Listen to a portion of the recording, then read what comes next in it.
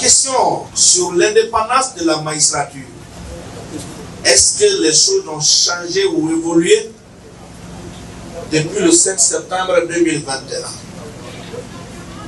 Je vais peut-être vous décevoir de ne pas être très tranchant, mais je vais quand même dire un mot.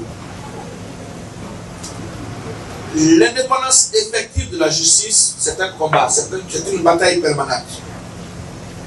En Guinée, on ne manque pas de textes qui consacrent l'indépendance de la magistrature.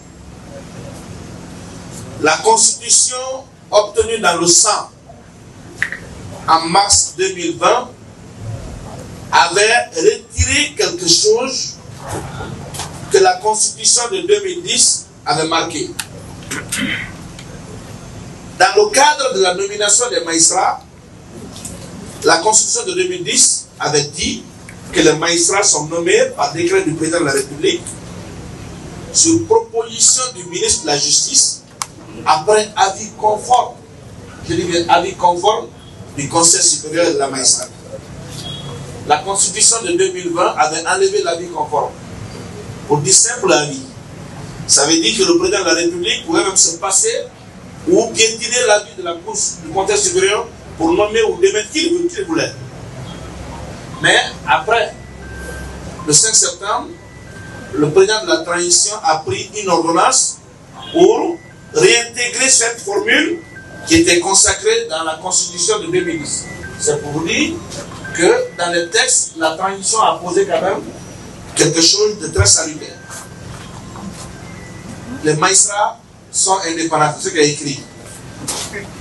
Mais est-ce que dans la réalité, ils le sont? Moi, je ne vais pas jeter le discrédit sur tous les magistrats ou sur toute la justice. Je sais qu'il y en a qui s'assument.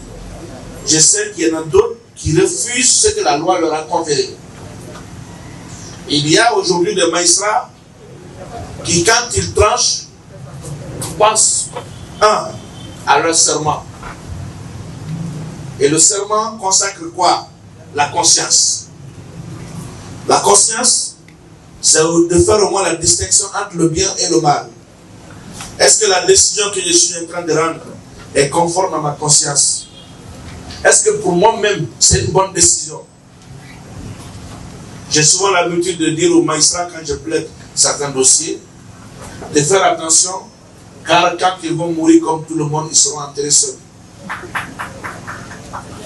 Lorsque on passe par vous, en tant que magistrat, pour régler des comptes à X ou Y, retenez que vous commettez aussi un péché pour lequel vous devez répondre à l'au-delà, au-delà de ce qu'on peut vous infliger ici sur terre comme sanction.